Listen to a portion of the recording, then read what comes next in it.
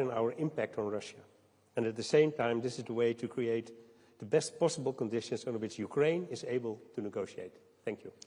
Thank you so much, Dick. Thank you, colleagues. We're now going to attempt a Q&A, a five-way Q&A, where we will each ask, be asked a question. I'm going to start with Beth, please, from Sky. Thank you. Prime Minister Beth Rigby from Sky News. This is a question to both Prime Minister Starmer and President Zelensky, if I may.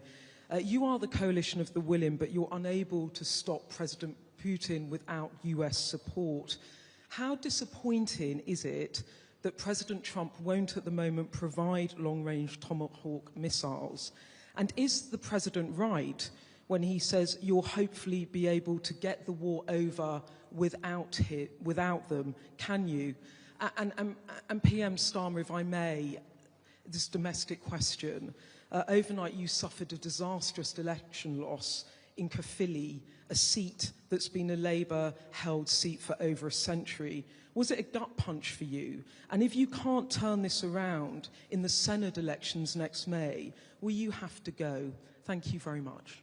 Thank you, Beth. Let me start with the question of Ukraine, because it is really important that we address the support that we're all able to put in, particularly as we go into the winter. And here we have the coalition of the willing today, you had the EU yesterday, but we are all working with President Trump, and therefore we're all working as one wider coalition here in relation to the support we need to put in for Ukraine. On missiles, we've put in more missiles from the UK in recent days and weeks, and pushing the case for long range. It is really important that we do have long range, and those discussions are ongoing. And of course the protection of energy, because Putin is attacking the energy in Ukraine, and that needs protection. We've had discussion today about how we can stop those attacks and how we can better protect those energy supplies. On the question of the US, what's happened this week is really significant. I think on the sanctions package and the bearing down on oil and gas, this week has been a very significant week because we went early with the measures that we, the UK, took. President Trump came in with really important measures that have had a real impact. And then, of course, the EU followed in with a further package of sanctions this week as well. And I think if I was to pick out one thing this week that was of most significance, it would be the combined impact of those packages. Not only because of the impact they have on the Russian economy and the pressure that they put on, but also because they demonstrate the point that whether it's the coalition of the willing, the EU or the US, we are all coordinating clearly in our efforts to support Ukraine and effectively doing so. The other thing I would point to is the progress made on Russian assets. Yesterday the EU took a very important step forward and there was absolute clarity in this afternoon's meeting that we need to see that progress come to fruition within a short timetable because that would be a really material further support that we can put in for Ukraine. So when we said that the ambition really this week, if you like, is to take Russian oil and gas off the global market, we've taken a significant step forward. I would also add that the measures or the movement in position by India and China in relation to Russian energy and oil in particular are also significant. I think what you'll detect behind that is the sort of coordination and discussions that are going on, have been going on today, are going on between us pretty well all of the time, and having a very significant impact on Russia, because we must put Ukraine in the strongest position. This is going to be a hard winter, of course, particularly when it comes to protecting energy, and it is very important that whilst, of course, we want to get to a ceasefire and a lasting peace, we will, in my view, only get there if we put Ukraine in the strongest possible position, and we must never lose sight of that aspect of it. I mean, I'm really pleased to see the coalition of the willing so determined and united on this. Of course, to some extent, the coalition was set up to answer the question, what about security guarantees? But to see this wider coalition now working in a coordinated way, I think it really reinforces why the coalition of the willing is so important. In relation to the by-election, look, I'm deeply disappointed by the results. I'm not going to suggest otherwise. I spoke to the First Minister this morning, and clearly we need to reflect and regroup and double down on the delivery in Wales, and we clearly need to do much more. Volodymyr, can I pass over to you on the first issue? Thank you very much for the question. So, first of all, we're not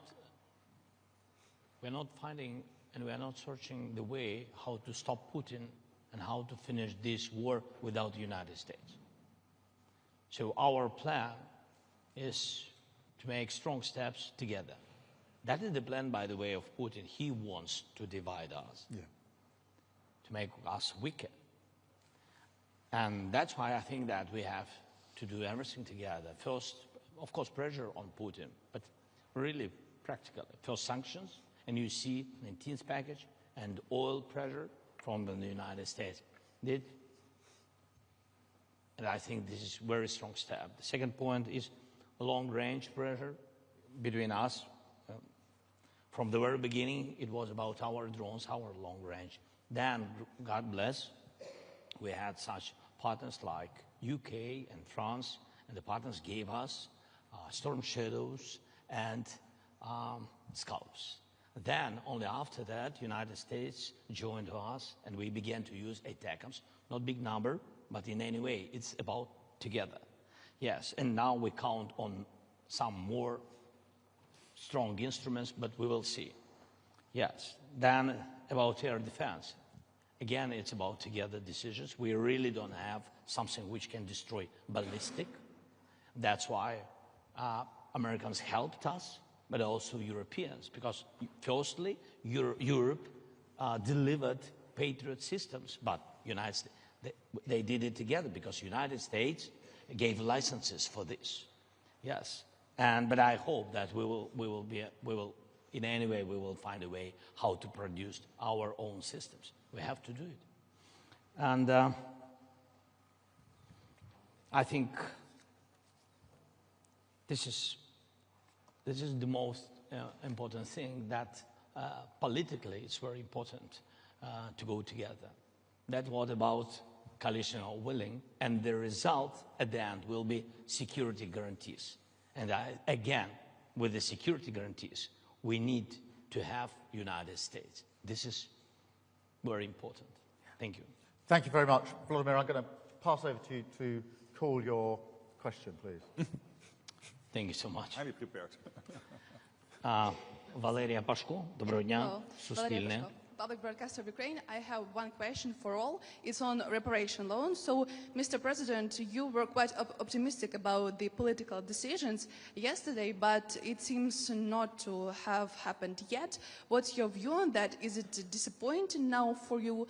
And Prime Minister Frederiksen, Prime Minister Schoof, why the Council conclusions were changed yesterday? Like the leaders didn't give the green light to the Commission to develop the legal framework for these reparation loans.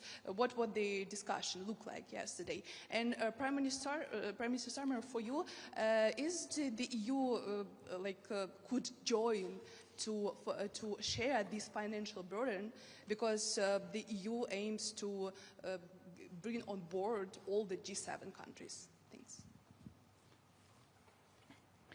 Yeah, I will begin. Thank you. So I think that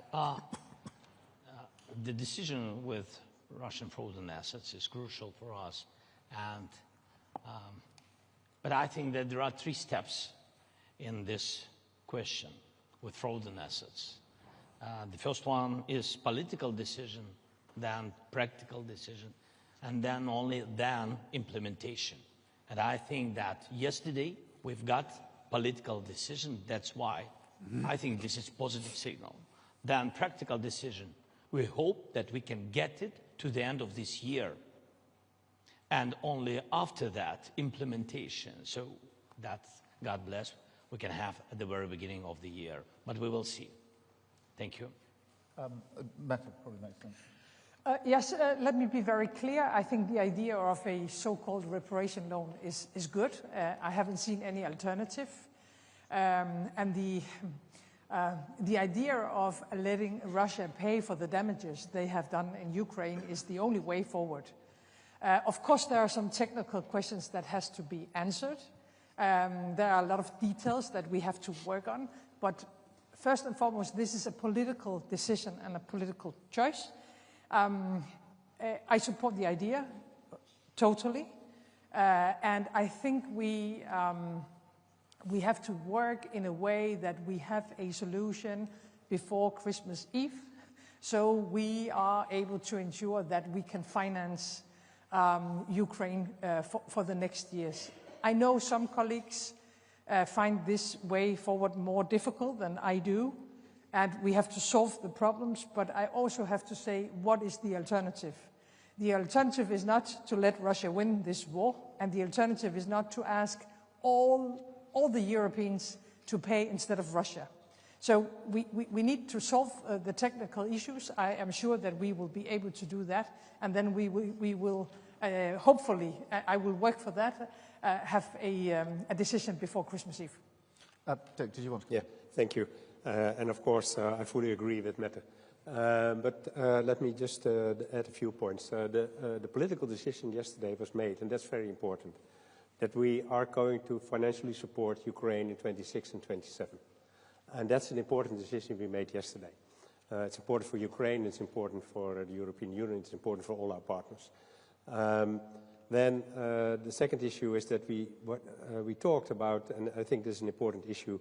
Of course, you can say it's technical or financial, but there are risks, and we talk about mutualization of risks. And I heard a lot of countries and leaders yesterday say that they want a guarantee. And that's important because we have to share the risk, and it cannot be only put only on Belgium. And then, third of all, I hope, just as Mette said, that we come to an agreement on the technical workout of the reparation loan, because financially it's going to be important, but also politically it's important to hurt Russia, and therefore I'm much in favor. Thank you. Just linking the two, if I may. Firstly, the political decision that was made yesterday by the EU is really significant, and we shouldn't lose that. The question of the Russian assets has always been complicated and difficult, and there's no pretending otherwise, and it is really important that the detail is worked through. I think Mette is right to say putting a timetable around that makes complete sense, but I wouldn't underestimate the significance of the move that was made yesterday, and a very high level of agreement today that we need to make progress on that. In relation to your broader point about the UK and the EU in particular, yes, we are coordinating a lot of what we do, and that is a very good thing. It's a very good thing in the field of Ukraine. We are doing it much more broadly on defence and security and trade and the economy, actually. That reflects a number of things. Firstly, our shared and long-held belief that we are most effective in our support for Ukraine when we act as a group of countries, whether that's the EU and the UK working together, as we have done on most of the sanction packages. It's no accident that we act at the same time, or the wider group of the coalition of the willing. And just to emphasise something that Volodymyr said, it was welcome to have the new Prime Minister of Japan on the call today. I think it was her first international engagement, and she made a statement of principle about where she stands, and it was a very strong statement to the coalition of the willing. The fact that she chose this forum as her first international contribution and was so clear and powerful in her words, I think emphasises that coalition and the ability to bring together so many countries here is really important. So the first reason the UK and the EU are working well together is because of that most effective rule. The second is, since the EU-UK reset, I am proud and pleased to say we are coordinating much more across a wider range of issues. We live in a world where there are many, many challenges, many opportunities, and my strong view is that when the UK and the EU are able to work together, as we've shown we are able to, we're better able to meet those challenges. And of course, having Mark here heading up NATO gives you a sense of the depth of the group of countries now working together really pretty effectively in relation to our defence of Ukraine. Thank you very much. Mark, I'm going to ask you to call your question. Yes, I believe that Reuters will ask me a question. If I'm wrong. Hi there. Yes, it works. Alistair Smout from Reuters. Secretary General, after your talks in Washington this week, what's your impression of the chance that the US will give Tomahawks in the end, or is it time for other countries to step up? To Prime Minister Starmer, why hasn't Britain signed up to NATO's Pearl scheme to buy US weapons to give to Ukraine? Is it because the Ministry of Defence is running out of money? And to President Zelensky, I know you said that you wanted everyone to move together on long-range missiles, but while you convinced President Trump to give Tomahawks, would you like European countries and Britain to do more on long-range missiles? Thank you. Well, on your first question, when this came up in my meetings on Wednesday in the White House, I also said that it's up to each ally to decide which type of weapons they want to deliver to Ukraine. And that's really a decision by each of the individual allies. And I've also said this before, and this is not new, that Ukraine has the right, obviously, to defend itself, particularly, of course, against all the attacks by Russia. And that includes striking targets in Russia with long-range weapons. Now, when it comes to the US, let's not forget, the US is providing, as we speak, a wide range of weapons to Ukraine, including high-end weaponry like Patriot systems, HIMARS and ATACMS. What happened since July? There was a risk that somehow maybe that flow of weaponry from the US into Ukraine would somehow become a little bit smaller, that flow. But luckily, in July, the President decided, President Trump, to really open the floodgates again when it comes to lethal and non-lethal weapons into Ukraine. Crucial stuff which only the US can provide. For example, interceptors for Patriot systems, defending innocent civilians in Ukraine and protecting crucial civilian infrastructure in Ukraine. And what NATO has done with our allies, we organized the whole thing because the US said we are going to provide it but paid for by allies. So we have bundled that together. The Netherlands was so kind, maybe because I'm from the Netherlands, but they were so kind to immediately buy the first package, and then others have followed. So billions have now been committed, and the stuff is now flowing into Ukraine. Crucial gear again, which only the US at the moment can provide, because it is never, it's not in the stockpiles of Europe or wherever. So that's happening now, and we are working very hard to make sure that that flow will continue to the tune of about $1 billion or a little bit over $1 billion a month. And then on particularly the Tomahawks, of course, the President and I discussed that. The issue remains under review by the President, and again, it's up to the US to decide.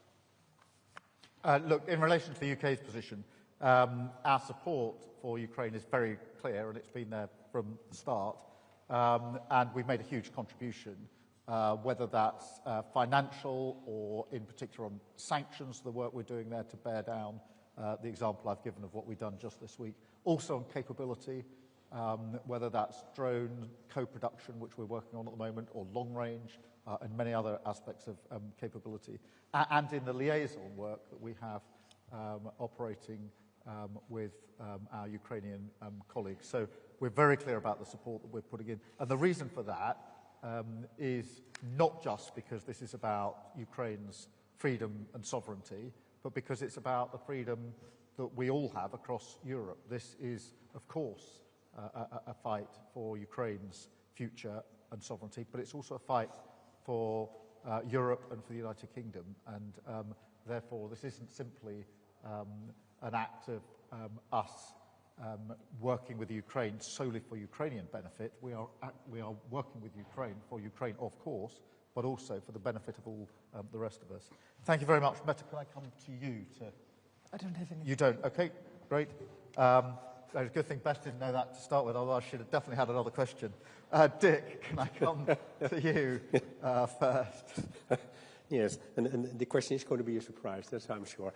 AMP, or in good Dutch. Sorry, I thought it was to reply on what you were asked for. No. My apologies, Mette. Sorry, of course. No. Danmarks Radio. Yeah. No. I thought you wanted me to reply on questions for you. I'm so sorry, Mette. Danmarks Radio. Yeah, apologies. But also for you, Prime Minister Starmer. You say you want to take Russian oil and gas off the global market to put pressure on Putin. But since the beginning of the war, the EU countries alone have bought Russian energy worth more than 215 billion euros. Doesn't this proposal come 3.5 years too late? And also for you, President Zelensky, what do you think? Do you think this comes too late?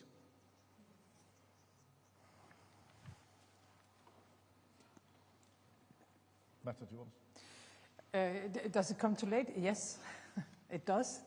But it doesn't mean that we haven't done anything through this war. Also, when it comes to Russian oil and gas, we have reduced our dependencies a lot. But of course, all what we want to do is to ensure that Russia's economy is weakened, and that we put Ukraine in a strong position as possible. So I'm happy about the sanctions. I'm happy about the decisions we made only a few days ago to get totally out of Russian oil and gas. That was a very important decision. And now we simply have to continue. And I'm very pleased that for the first time we have a combined pressure on Russia between UK, between the European Union, and between US. So I think right now we are taking the right decisions. But of course, I would have hoped that Europe would have said goodbye to Russian oil and gas already years ago. Thanks so much. Better now than never. So we are very thankful to partners, to Europe and to the United States, with sanctions on Russian energy sector. What about us? We began to fight against Russian energy with our sanctions. It was long range. We could do only this. So, but now it's great that we can use such instrument like sanctions. Thank you. Just picking up on this. Look, I think it's important when we say we want to take oil and gas off the market, that we're describing an end of a process, not the beginning of a process. So this isn't the first time the coalition of willing, the EU and others have come together to take action.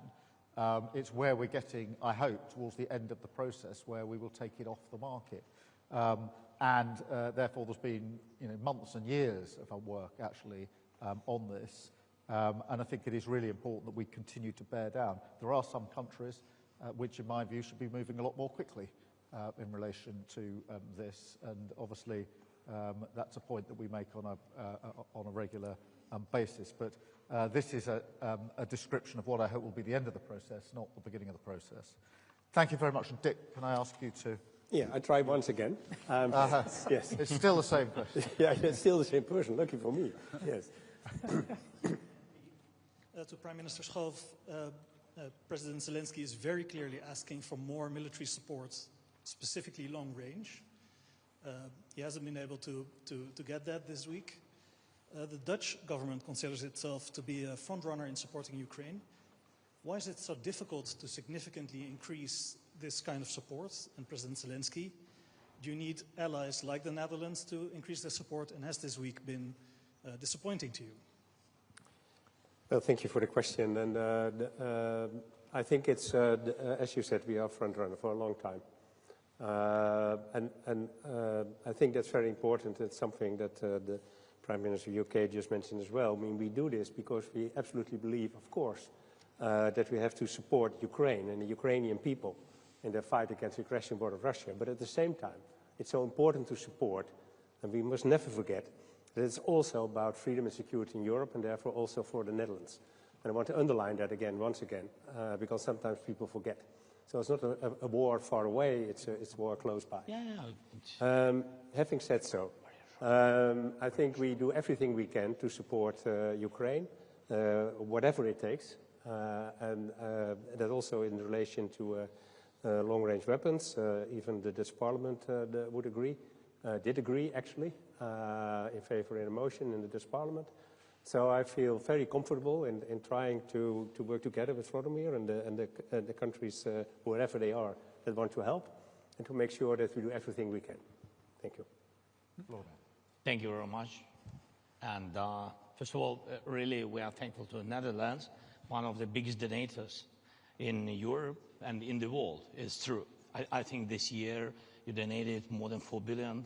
Yes, it's a big amount, really. I understand that it's not simple, yes, for any kind of country, but really we are thankful for this. But in any way, I'm very thankful for your questions to partners. Thank you very much. Thank you. Thank you.